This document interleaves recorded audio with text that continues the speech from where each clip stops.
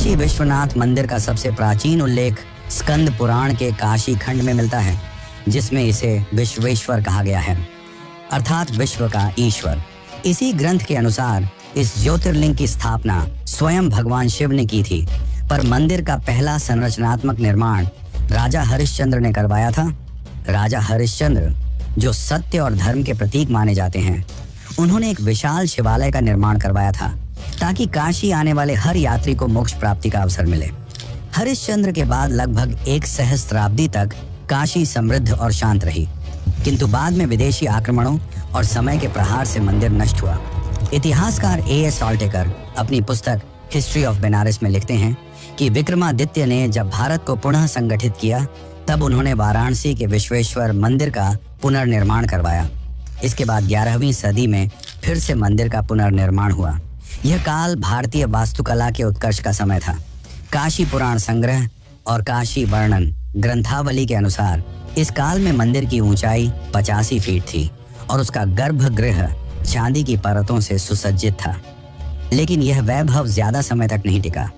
12वीं शताब्दी में भारत में इस्लामी आक्रमणों का दौर शुरू हुआ और उसी के साथ काशी विश्वनाथ मंदिर के संघर्ष का सबसे अंधकारमय अध्याय भी। सन 1194 में मोहम्मद गोरी ने भारत पर हमला किया।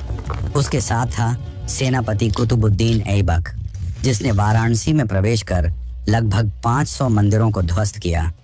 पर्शियन इतिहासकार हसन निजामी ने अपनी पुस्तक ताज उल मासिर में लिखा है कि मासमान बनारस मूर्ति पूजा का केंद्र था। हमने 1000 से भी अधिक मंदिरों को नष्ट किया और खजाने को 1400 ऊंटों पर लाद कर ले गए। ये वही घटना थी जब विश्वेश्वर मंदिर पूरी तरह नष्ट कर दिया गया। इतिहासकार रिचर्ड ईटन अपनी पुस्तक India in the Persian age में लिखते हैं कि यह पहला अवसर था जब टेम्पल डिस्ट्रक्शन का विचार केवल धार्मिक नहीं बल्कि राजनीतिक प्रतीक बन गया। काशी की गलियां रक्त से भर गईं, लेकिन लोगों के मन में हर हर महादेव की गूंज नहीं थमी। मंदिर भले टूट गया, पर विश्वास अडिग रहा।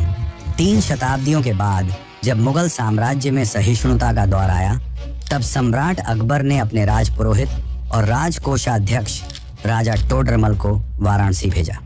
अबुल फजल की किताब आईने अकबरी में लिखा है कि अकबर के विशेष आदेश से राजा टोडरमल ने मूल स्थान के निकट विश्वेश्वर के प्राचीन मंदिर का पुनर्निर्माण करवाया। टोडरमल ने इस मंदिर को लाल पत्थरों और संगमरमर से बनाया। यह मंदिर साल 1585 ईस्वी में पूरा हुआ और लगभग 80 वर्षों तक भव्य रूप में रहा।